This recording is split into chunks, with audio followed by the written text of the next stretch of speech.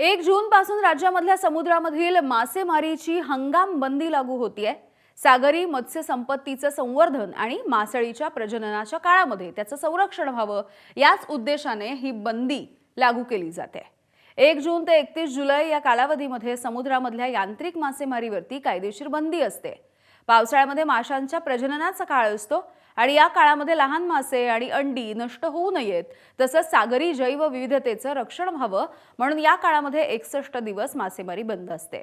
या काळामध्ये केवळ पारंपरिक आणि बिगर यांत्रिक नौकांना किनाऱ्याच्या लगत मर्यादित मासेमारीची परवानगी आहे। मासेमारीच्या बोटी सुरक्षित स्थानी हलवायला सध्या मच्छीमारांची लगबग दिसून येते आहे।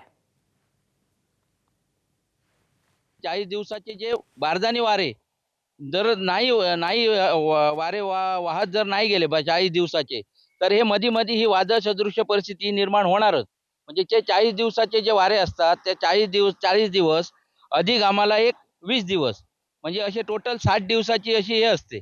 म्हणजे 40 दिवसाचे वारे वाहून गेले ना की 20 दिवस समुद्र शांत व्हायला होतं आणि त्याच्यानंतर ही 1 ऑगस्ट ही मच्छीमारी आमची चालू होते। एबीपी माझा, उघडा डोळे बघा नीट।